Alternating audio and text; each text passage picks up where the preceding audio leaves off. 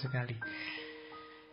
Tentang orang lain, Einstein sebagaimana banyak filosof, banyak tokoh yang lain sepakat bahwa kita harus mengabdikan kemampuan, kapasitas kita untuk memberikan yang terbaik untuk orang lain. Hidup kita ini, lahir batinnya, sukses kita sekarang, semuanya ada hubungannya dengan orang lain, baik yang hidup maupun yang sudah mati. Kita ngaji sekarang itu kan jasa orang lain juga, yang terlibat dengan ngaji langsung atau tidak langsung, mati atau masih hidup. Einstein sudah meninggal, tapi berjasa buat kita ngaji sekarang. Apapun keberhasilanmu, coba dicek, itu pasti ada sumbangan jasa orang lain secara luas. Kamu sekarang minum kopi, pabrik kopi, buruh kopi, kios kopi, bakul kopi, yang tadi masak kopi, itu kan berjasa padamu. Semuanya berjasa. Maka kalau kamu punya kemampuan, punya kualitas, punya kelebihan apapun, berikan hal yang sama pada mereka.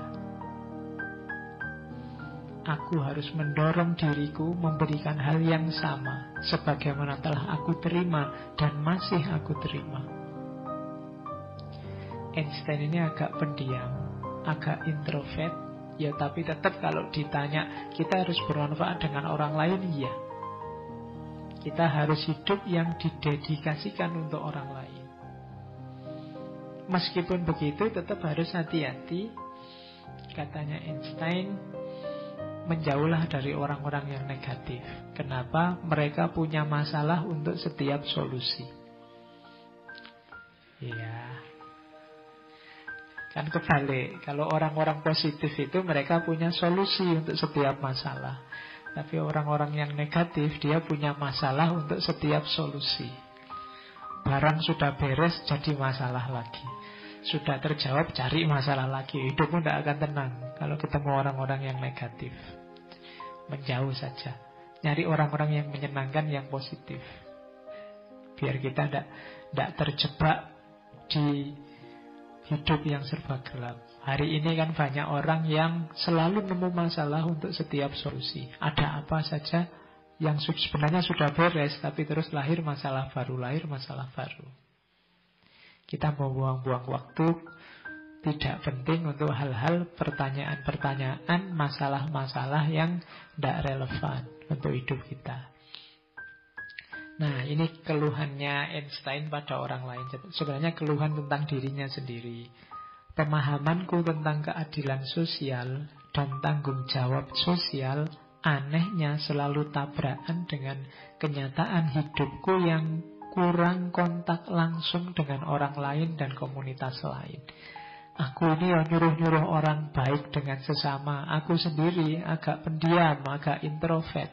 Aku sejatinya seorang lone traveler. Aku seorang pejalan sendirian, dan tidak pernah terikat dengan negaraku, rumahku, temanku, atau bahkan keluarga dekatku dengan sepenuh hati. Jadi dia ini merasa tidak pernah benar-benar punya keterikatan, apakah dengan negaranya, dengan bahkan dengan keluarganya. Dia merasa orang yang sendiri, dan dia nyaman dengan itu. Jadi itu kata dia tentang dirinya sendiri. Tapi tetap orang harus berbuat baik pada sesama. Ada kalimat tentang kesendirian yang bagus dari Einstein. Orang yang mengikuti kerumunan biasanya tidak akan bisa lebih jauh dari kerumunan itu. Tapi orang yang berjalan sendiri akan mendapati dirinya di tempat yang tak pernah dilihat orang sebelumnya. Jadi, kalau kita sendiri, kita lebih fleksibel, lebih leluasa untuk menjelajah kemana-mana. Tapi kalau kita hanya ikut kerumunan, ya sudah, jatuhnya kita di kerumunan itu. Oke, terus tentang agama, saya jelaskan ringkas ya. Kita mungkin kenalnya quote-quote ini. Sign without religion is lame, religion without sign is blind. Kalau ini banyak dijelaskan orang. Ilmu tanpa agama itu lumpuh, agama tanpa ilmu itu buta. Ini berarti kalau kita punya ilmu tapi minus religiositas, kita lumpuh. Lumpuh itu berarti tidak bisa kita terasing dalam kehidupan dunia kita. Tidak bisa jalan. Tapi agama tanpa sains buta. Makanya orang yang hanya ngerti agama, akalnya tidak jalan, ilmu pengetahuannya nggak jalan, sering-sering membuta atau membabi buta. Jadi hati-hati, dua-duanya kita butuhkan, dua-duanya penting. Katanya Einstein, agama, seni, dan ilmu pengetahuan. Kuncinya hidup tiga ini. Tiga ini adalah cabang dari pohon ilmu yang sama. Dan Einstein mengkritik orang ateis. Dia mengkritik orang ateis itu, katanya Einstein, orang ateis yang fanatik itu seperti para budak yang masih merasakan beratnya rantai yang sudah mereka campakkan melalui perjuangan yang berat. Mereka adalah makhluk yang dalam dendam mereka kepada agama tradisional sebagai opium masyarakat tidak mampu mendengarkan musik alam semesta.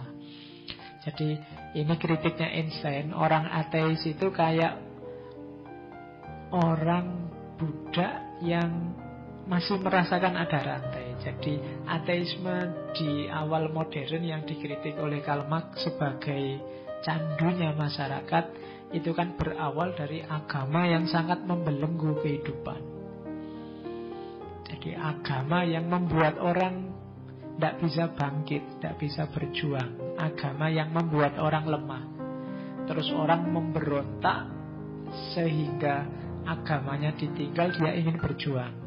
Agamanya ditinggal, jadi ateis. Ini kayak para budak.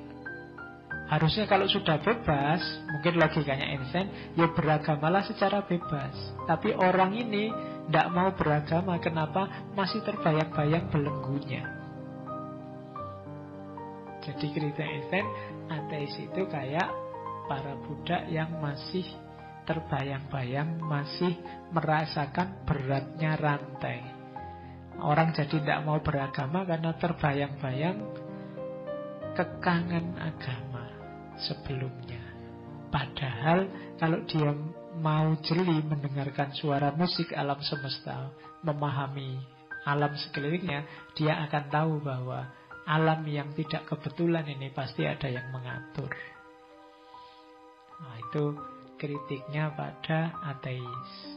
Cuma Einstein dikenal agak panteis. Panteis itu menurut Einstein dia tidak cocok dengan gagasan personal God. Personal God itu Tuhan yang ada sosoknya. Dia lebih suka Tuhan itu meliputi alam semesta. Jadi itu kan kita mengenalnya sebagai panteisme. Dia mengkritik, dia tidak suka gagasan Tuhan yang personal. Dia juga mengkritik, aku tidak percaya pada Tuhan teologis yang memberi balasan atau menghukum. Tuhanku menciptakan hukum alam yang mengurusi semuanya.